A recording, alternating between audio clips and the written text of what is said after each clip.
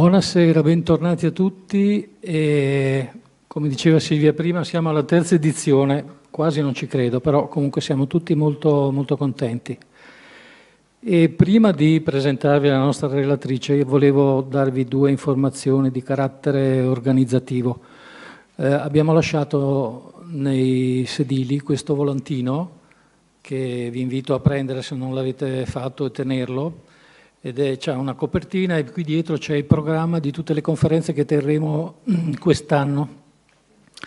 Perché ve ne parlo? C'è una novità. Abbiamo deciso di non stampare le locandine consuete che voi nelle scorse edizioni trovavate in giro per le vetrine, nelle biblioteche, eccetera, e di affidare la comunicazione del progetto Venezia 2025 a questo volantino, che però sarà sempre uguale. Quindi abbiamo eliminato anche i volantini che stampavamo sulle singole conferenze. Invece distribuiremo questo volantino nel corso dell'anno, con la speranza che voi abbiate così la pazienza di tenerlo da parte e di controllare, diciamo, di tanto in tanto quando saranno queste iniziative, che di norma sono il primo giovedì di ogni mese. Poi il calendario lo trovate e anche le sospensioni le trovate sempre qua. Se volete essere avvisati comunque come promemoria, se volete essere aggiornati sulle nostre iniziative, perché è un'altra delle cose che noi facciamo alla fine di ogni conferenza, la registrazione della conferenza la carichiamo sul canale YouTube e quindi si può riascoltare, o per chi non è riuscito a venire ad ascoltarla può comodamente scaricarla e ascoltarla tramite il proprio PC o il proprio smartphone. Ecco, bene, in questo volantino, laddove c'è il programma con tutte le comunicazioni, in fondo, nella parte inferiore del volantino, ci sono due codici. Io non so quanto voi siate avvezzi alle cose tecnologiche, però questi due codici sono il QR code. Se voi li inquadrate con la vostra telecamera aperta del telefonino, questi QR code vi consentono di scaricare dei materiali automaticamente.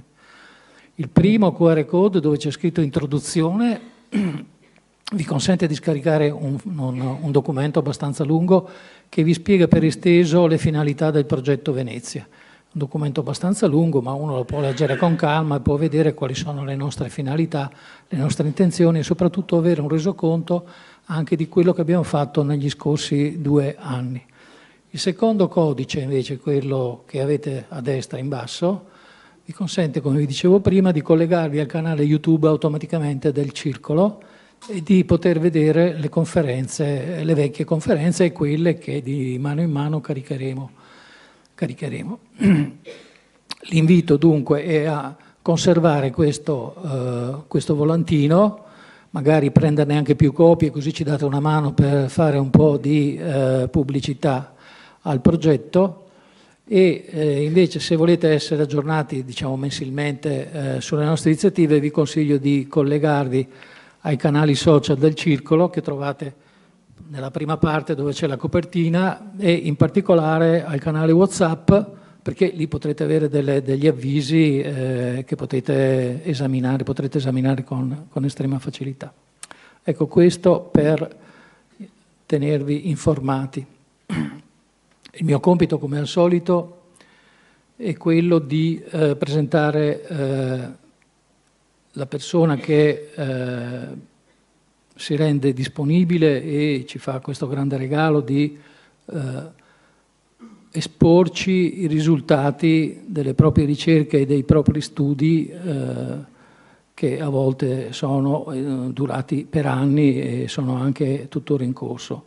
Stasera il turno è quello di Enrica Folin, che io ringrazio perché Enrica Folin è un'esperta, forse tra le maggiori esperte su questo tema, e come accennavo prima, quando ancora la sala doveva riempirsi, Enrica ha scritto un libro, che è questo che vi mostro, che si intitola Il Serenissimo Purgatorio, e già parla da solo perché Enrica è una specialista di pittura veneziana e quindi in questo libro ci spiega con dovizie di particolari i principali dipinti che troviamo a Venezia, ma anche in territorio veneziano, che raffigurano il Purgatorio, ma con un taglio particolare che è anche ben esplicitato nel sottotitolo del libro, che è Letteratura, Società e Arte. È un po' anche il taglio che riprenderà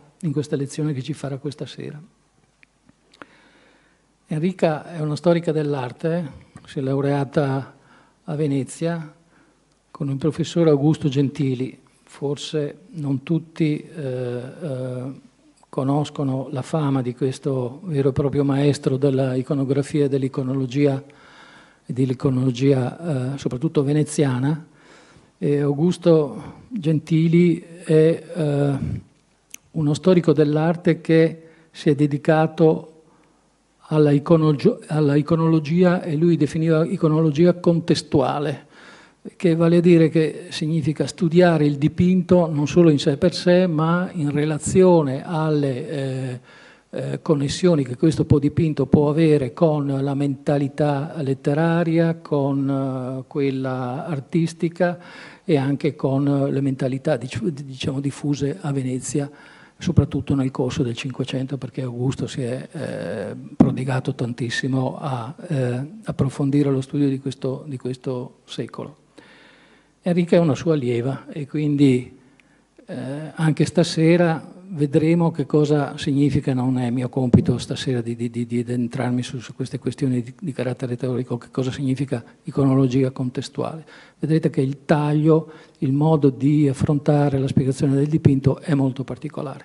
E questo a me fa piacere perché l'iconologia contestuale ci consente di affrontare uno dei temi cari al progetto Venezia, che è quello di occuparsi delle mentalità che si sono create nel corso dei secoli nella Repubblica di Venezia. Il tema del Purgatorio non è solamente un tema che riguarda i secoli scorsi, volendo potremmo parlarne anche nell'attualità, voglio dire, no? C'è un giubileo e chi volesse essere interessato a scontare i propri peccati o avere delle indulgenze potrebbe farlo anche adesso. Quindi non stiamo parlando di una questione che riguarda solo il passato, stiamo parlando di una questione che riguarda la mentalità anche odierna, contemporanea. Perché le implicazioni del tema del Purgatorio riguardano sì anche proprio i giorni in cui viviamo. Il Purgatorio ha delle implicazioni di carattere giuridico che ci influenzano, ha direi anche delle implicazioni che hanno a che fare col sistema bancario, ma di queste cose vorrei parlarne con Enrica poi alla fine, quando ci sarà un po' il tempo per farle alcune domande. Il tema del Purgatorio è vastissimo, diciamo per presentarlo che è un'invenzione della teologia cattolica. È una dottrina specifica che appunto viene elaborata, sistematizzata nell'ambito della Chiesa cattolica. Se noi volessimo andare a esaminare le implicazioni anche scritturali, eccetera, eccetera, dovremmo andare molto, molto indietro. Enrica penso che invece comincerà, come ha fatto anche nel suo libro, a partire dal Medioevo, perché è da lì che poi il tema, no,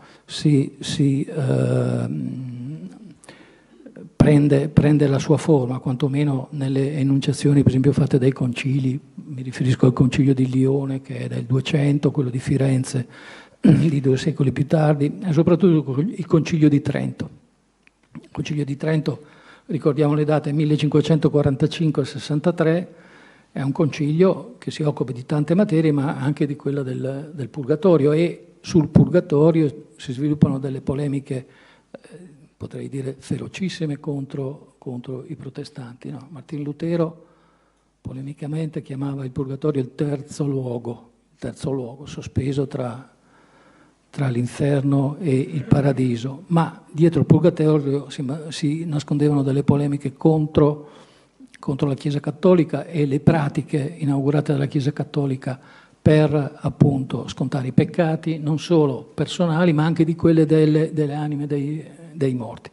Non voglio andare oltre, voglio lasciare lo spazio a Enrica e dire che appunto uno dei punti fondanti e anche qualificanti delle ricerche di Enrica è proprio quello di farci capire come il tema del purgatorio sia stato affrontato non solo dal punto di vista delle scritture, delle diatribe fra teologi, ma soprattutto proprio per convincere i fedeli, a partire dal 500 con il Concilio Tridentino, la Chiesa ha dedicato un'estrema attenzione alla funzione che le immagini dovevano avere per convincere i fedeli di questa realtà.